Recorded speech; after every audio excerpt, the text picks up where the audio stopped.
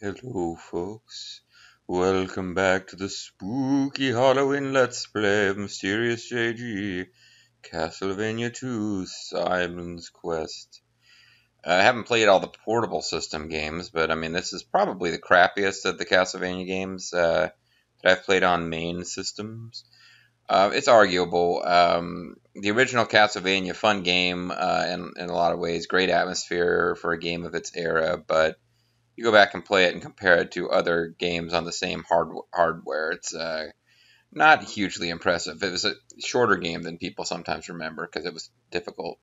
This is a much longer game than Castlevania, the original, but you know, in combat-wise, not as challenging. You're going to die a whole lot more from just getting knocked into water by enemies as you jump around than anything else. Although that's the mainstay of the Castlevania. I think it's pretty easy. What I'm getting at is I think it's pretty safe to say that on the original Nintendo, Castlevania 3, Dracula's Curse, I guess, was the byline on that one. That's probably the best. But I'm playing Simon's Quest, and so far we have visited the town of Jova and Venova? I know the town names only from this map. Probably the town names were in Nintendo Power at the time. But there's nothing in the game, as far as I know, to tell you that the town of Jova is called the town of Jova. And yet, I fully believe this map. I believe there are canon names for these towns in Castlevania wikis and whatnot. But yeah, Veros and then Castle 1, which is in fact Berkeley Mansion. So let's get to Berkeley Mansion. So the game has, I want to say 8 mansions. Although maybe it's only 6. But the plot of the game basically is that, you, Simon Belmont, defeated Dracula in Castlevania, but there's a curse, and the monsters are roaming the land, and somehow you know that if you gather the body parts of Dracula, which have been scattered across the land of Castlevania, or is Castlevania the actual castle? Anyway, scattered across the land of whatever this land is called are the body parts. And if you gather the body parts and burn them at Castlevania itself, Dracula will be destroyed. And that's basically the plot of the games. You're going around searching for the 6 magical Dracula bits, which will allow you to win. So let's get going. And there's one located in each mansion. It's just like similar to levels from Castlevania. Although they're all kind of visually similar. Another important thing about the mansions is where first mansion is where I went off screen to grind for hearts, because the day-night cycle doesn't happen in the mansions, which in my mind means that time is not counted against you as far as getting the good ending. But now I'm going to occasionally check and make sure I don't miss cool hidden shit. Of course I took a hit there. So I probably shouldn't worry about it too much, because I've already said I'm not really going to go super hard for the best ending. But yeah, as a kid, it was like, as long as I didn't get knocked into the water, I would tank damage all freaking day. You see a bunch of skeletons hanging from chains. Thank you for that image, Konami. Thank you for that jump physics, where once you commit to a jump, you can't turn around. So I was trying to I'll correct my jump in midair. I missed the jump, but I can correct and get back on the platform. Nope, not so much. So, interesting thing I want to show off about these mansions. They are full of cool little passages and areas you can explore that don't do anything for you. For example, hey, secret passageway.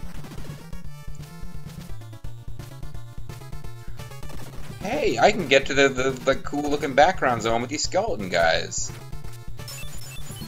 Hey, nothing.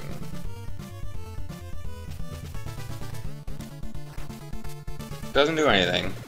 Game has a lot of that. I mean, Bobo and I would like occasionally spend an afternoon back in the day playing this game, replaying this game after we'd beaten it, just exploring the mansions, finding all these little nooks and crannies that we didn't get to before. But again, they don't really do anything, and I'm going to turn around and not continue down this path because I want to show you you need to find a merchant in the mansion to sell you the steak.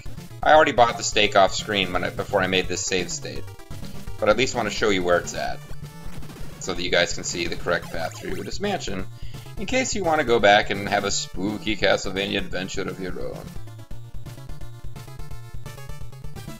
These hopping gargoyles, by the way, shoot fireballs in multiple directions and take a shit ton of hits to kill if you're using the leather whip.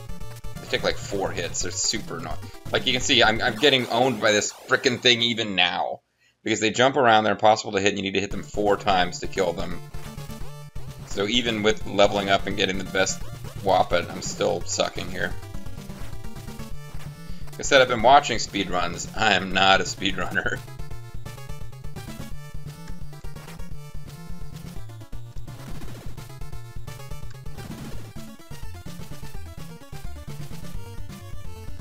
Okay, I'm gonna go this way. This mansion I kind of remember the layout of because I was off screening it. I'm not gonna have a great familiarity with later mansions. Slime enemies, very important to the speedrunners because they use them to damage boost into areas you're not supposed to be able to get to. But here, check this shit out, man. Find a clue to solve Dracula's riddle here. It's gonna be sweet. Check this shit out. A symbol of evil will appear when you strike the stake. That one actually is like as close to this as this game gets to a clue that's useful. Because if you're not reading Nintendo Power and you don't know that you're supposed to buy a stake and use it on, like when you get to a room in this place where it's like obvious something special is happening in this room, and you have to use a stake there, and that's basically how you trigger completing this zone. But that clue is kind of the closest the game gets to telling you, oh yeah, you gotta buy a stake and use it in the room that when we get there you'll be able to tell, oh yeah, there's something going on here.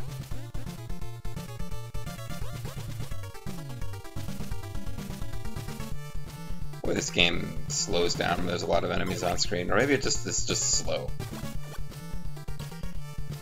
Simon Belmont moves at a deliberate pace. So, I don't want to jump, I don't want to have to redo it, but those are, okay, fuck. I didn't mean to do that. I was trying to show you that there's invisible or fake blocks there without actually falling through. I ended up falling through anyway. But yeah, the game, even in the very first castle, the game is throwing out, here's something that looks like blocks. When you try to jump on it, you fall right through.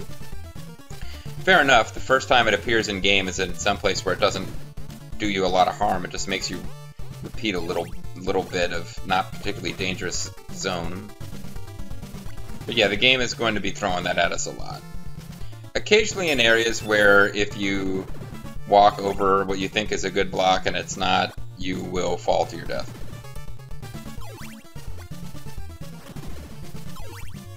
Don't remember that happening in Castlevania. The original Castlevania was pretty freaking hard without relying on that kind of like cheese. But it got to the point where like I'd be going through levels doing this. There's a bone thrower. Spikes are not instant death, at least. That's something. So you saw that person hanging around below us? They are, in fact, the merchant who lives in the mansion full of monsters selling steaks. I suppose, in fairness, they may not be a merchant. They may just be a guy trapped in the mansion who's willing to sell you a steak. I would think that they would just be trying to get out of here, not hanging around selling steaks. And I don't know if they're Trump steak quality steaks, but they're steaks. So they kind of make it easy for you in this first mansion. They introduce you to the spikes, or the disappearing stuff. He asks you if you want to invest in an oak steak. The speedrun I mentioned recently, they were making fun of the idea that you would invest. Like, they thought this was grammatically wrong, or you're English and they didn't know what invest means. No, the guy's just telling you, hey, a steak is an investment. This steak will be with you for years. That's not true. You can use it once and you'll have to buy another one for the next mansion, but nevertheless. Destroy the curse, and you'll rule Bram's mansion. Well, this is Berkeley Mansion, so I'm not really sure. I mean, it's kind of cool to think that, like, Simon will have a cool, badass mansion that he gets to rule once he defeats evil. Although we'll go to Berkeley Mansion eventually. It's another level, and it is also a collection of stairs patrolled by skeletons, so I don't know that it's really that appealing. Here's one of the game's many little... Oh, never mind, there's something here. I was about to say dead ends that doesn't do anything. A flame flickers inside the ring of fire. That clue, as far as I can make out, it doesn't actually tell you anything. It's just a phrase somebody thought would be cool to put in the game. Or maybe somebody at Konami was like, hey, we could put like cool clues and you gotta find them, and they reveal like Dracula's secret, and then they were like, alright, what are we gonna put in these clues? And they were like, I don't know. What? I thought I tested that one. Okay, well this sucks, because I was pretty sure I tested that one.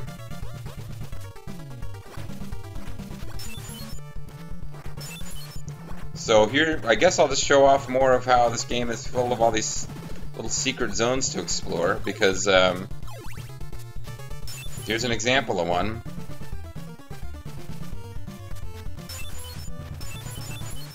There's nothing here. Oh, there's a death pit. Good job. Game over.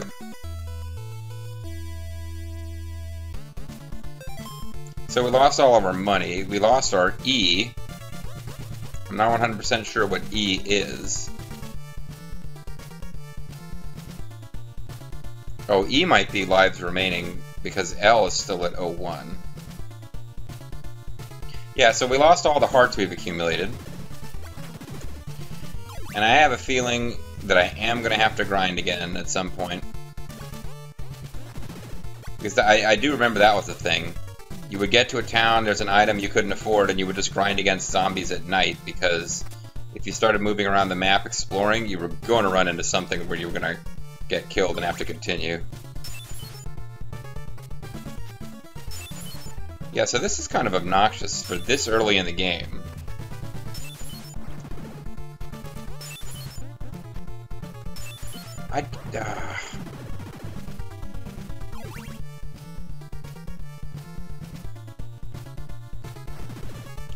I'm just going to assume that in the very first level they're not going to drop a death, like a disappearing floor, or rather a non-existent illusion floor over the water, and we're just going to make our way back. But yeah, this is the first mansion of the game, and this is this game in a nutshell.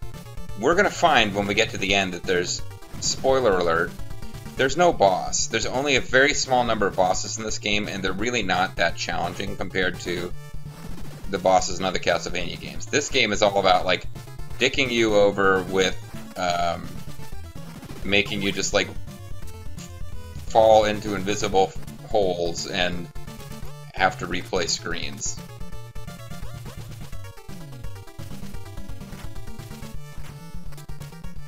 And jumps where you whack your head and can't continue. I'll get back in the swing of it, folks. It's weird. I actually made my save state where I had a bunch of stuff that we'd needed at the beginning of the game. A long time ago, years ago, literally. I made a save state thinking I was going to do it for Halloween Special that year, and then just didn't do it. And for years in the back of my mind, I've been thinking, oh, at some point I got to go back and do Castlevania 2. I believe I said I was going to do Castlevania 2 at the end of my LP of Castlevania 1, which was like 5 years ago at this point. God, I've been doing the hobby that long. Jeez.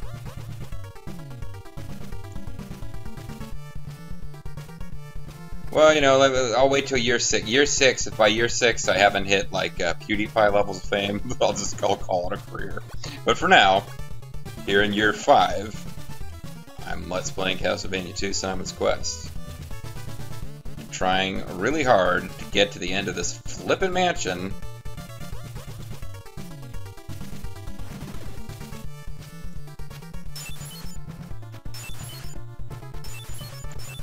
It's not this mansion, but there's other mansions where you find cool secrets where, like, okay, it's pretty obvious that there's no background coloration of stones off to the left. That's out of bounds. But you'll find mansions where, oh, hey, cool, we can get to this area that looked like it was out of bounds. And then there's no cool secrets there. It's just kind of, oh, it looks like you couldn't get here, but you can. Cool.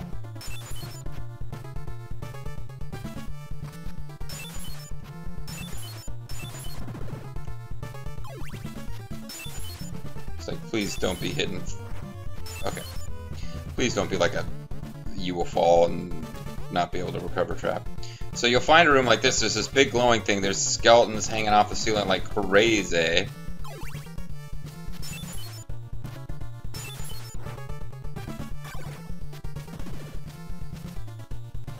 You're like, what do I do with this thing? Well, it's weird. You can't, there's no jump and then move in the air in this game. Yeah, you get here, well, we saw that clue that said something about using a stake, right? Let's try that out. What?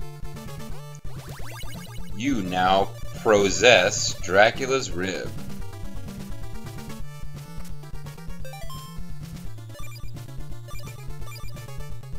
Well, Dracula's rib is a shield, which is pretty cool. This helps out against those, like, hoppity fireball shooting goofs.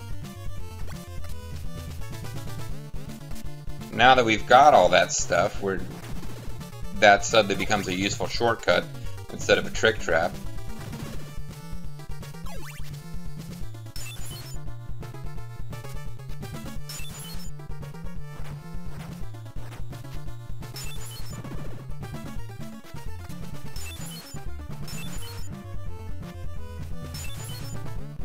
See, this one, it's like it doesn't even make a difference. They still put it there just to mess with you. I guess they put it there so that if you're really trying to take the top path going left to right, you'll have to double back, but there's no point at all in exploring that corridor from left to right. It doesn't go anywhere. It's only a potential exit from the mansion or just a dead end. But the game has a lot of that, and like I said, it's the first Metroidvania game. By the way, that's what the white crystal does. It shows you this platform.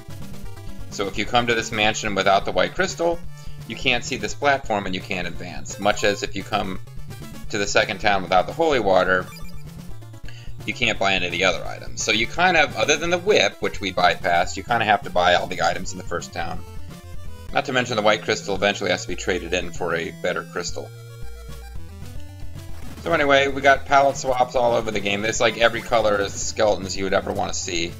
This game is very inclusive of different skeleton gender identities. I assume different skeleton colors have different gender identities.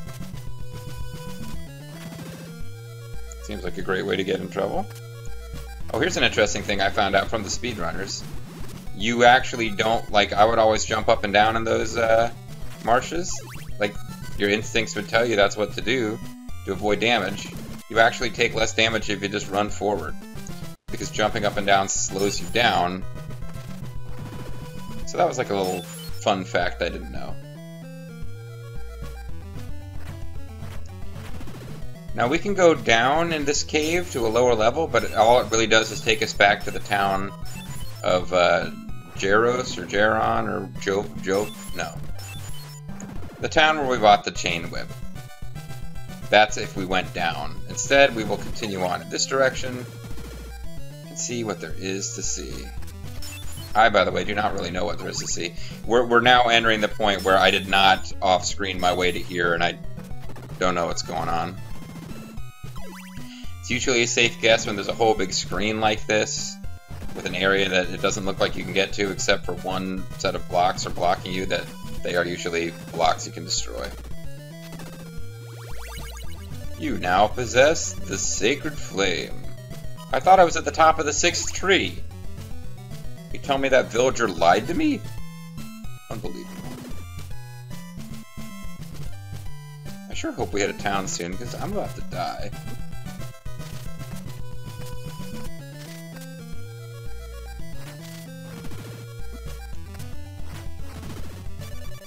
The morning sun has vanquished the horrible night. So we're obviously way off like world record pace here, and possibly already off best ending pace because it's taken us 3 days to get through the first mansion. As a matter of fact, what is the right way? I'm sorry, it's branching paths. I should be exploring, but I really would like to get to a town and heal up, so if you go down, you get to dungeon, and if you go right, you get to a town. So let us go right. Oh, but since we'll never find out any other way, let's find out what the name of the town is, and it is the town of Algiba. Hey guys! We have a friend in Algiba, we should go see him. Or her. So as you can see, the going is much easier here at day time. Oh, I was about to say because the spiders don't come in the daytime, but I guess that screen just is not a spider screen. Or perhaps they come less frequently. I really don't want to take another hit here, come on! Oh, thank you.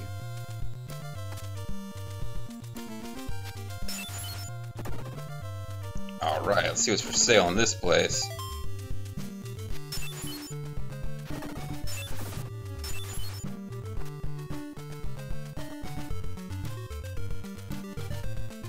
What you got to sell us, friend in Algiba? Will you buy some garlic? Yes, I will, because that's like a thing we need to win the game. Possibly, but we only got 2 of them. So shoot, that's one that I guess in theory, if I wanted to do more off-screening, I could stockpile garlic. Because I do believe there's more. We only got 2, right? Yeah. There's more than one place in the game you need to use garlic. It's a what gets you other items. It's weird. I might actually kind of research how many times you use it in the game. Turn right for CAMILLA Cemetery. Left for the Algiba Woods, named after the town of Algiba, which is here.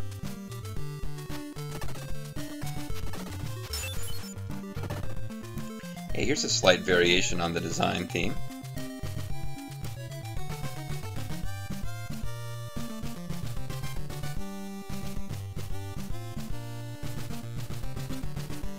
Hey, friend. Dracula's eyeball reflects the curse. Thanks. Thanks for filling us in on that. Alright folks, now I got a lot of things I'm trying to keep straight in my head these days. A lot of stuff going on at work, you know. I'm going to ask each of you to do me a solid and remember that Dracula's eyeball reflects the curse. Shout it at your screens at any time in this LP where you think that knowledge will be useful. Buy some garlic. It has special powers. Thanks, friend.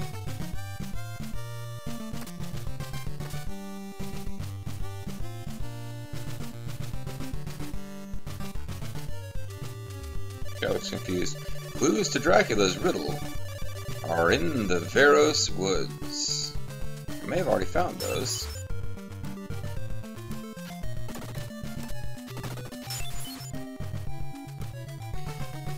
Seems like each town only has one style of underground, hidden sub-basement architecture. Ah, you're a merchant. That's what I'm looking for. Buy some of my laurels? Yes, and I'll buy your hearties too if you have some. Indeed, folks, we're coming up on the end of a video, and now the question becomes, should I grind around here and buy more garlic and laurels? basically completely giving up on earning the good ending and just resolving myself to finding it and showing it to you guys after I get a bad ending? Or should I take the 2 laurels I got and continue to the right? Or east, I mean. Or should I head west and see if now we're strong enough to move west from the first town? Because in fact, the first town is far, far, far to the west of the overall game map. But there is some stuff west of it, and the earlier you go take care of that stuff, the better. Because otherwise, it's like you can get real far in the game and be like, well, now I gotta backtrack all the way to the first town. Who's Dracula's Riddle are in Rover Mansion. Send Jimmy right over. Godless heathens don't have a church? A laurel will protect you from the poison marsh. There you go, folks. 1 out of every 10 clues in this game is legit. The dead river waits to be freed from the curse. Thanks, lady. To restore your life, shout in front of the church. Well, that doesn't actually help, but the church is a part of it. I'd like to exchange a white crystal for a blue one. There you go. Now we're talking. Now we got a blue crystal. This is required for some mystical puzzle type stuff. I begin to wonder if there is a church in this town, because that's kind of what I was looking for. I did not see one. Restore your life, shout in front of the church. Yeah, I don't think there is a church in this town, and I think we've done everything you can do here. Because we had two shops where we bought 1 item each. Oh, you know what? Okay, this game, they've revealed something that we actually really have. Okay, I'm silly. I didn't realize this, but now that I look at this map, it makes sense. We actually have hit the point where the game forces you to double back. So probably not completely optimal, but we're actually doing it right. We're supposed to hit this point in the game and then double back. To restore... I want to see what this guy says, because he's got like a semi-unique sprite. I refuse to exchange my crystal for yours. That's right, he's the guy exchange crystals. Okay. But we actually, yes, this is the point at which the game kind of makes us double back. So I had in my head that you could go way far east and then have to double back, but no, I kind of forgot. We're about to hit a point that we can't really recover from. So I want to save state here because the map revealed something we can do with garlic, which I don't know if there is a clue about this.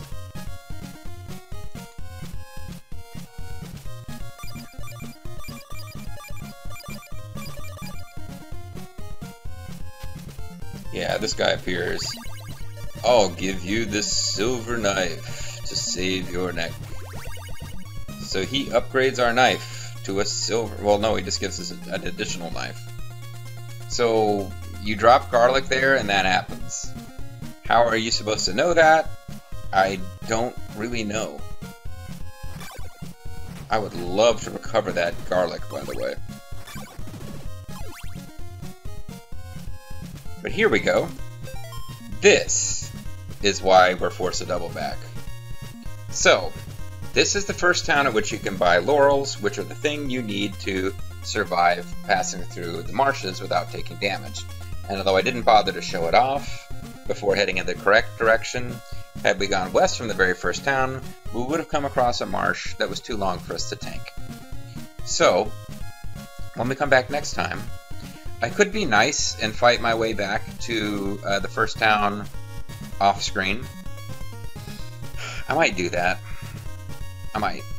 But the other thing that I could do, let me see how much...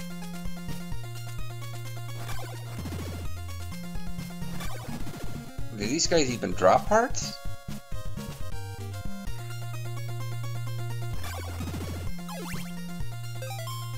Two hearts, that's pathetic. I could come here and grind against guys for hearts and try to get enough hearts to buy like, laurels can continue to be useful throughout the game. Garlic, I think there's a certain number of times you need to use garlic in the game, period. Because the thing about the ferryman liking garlic, that's nonsense. That's just like a trick trap to make you waste money. So maybe what I'll do is find out how much garlic you're actually supposed to get to beat the game. I don't think... Well, I guess we can do an experiment. What happens if we game over? We got 14 hearts, E26, L01, 2 laurels, and 1 garlic. Because yes, you can indeed game over in town.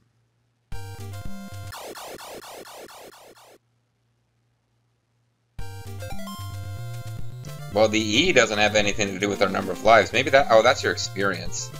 I guess that resets when you game over?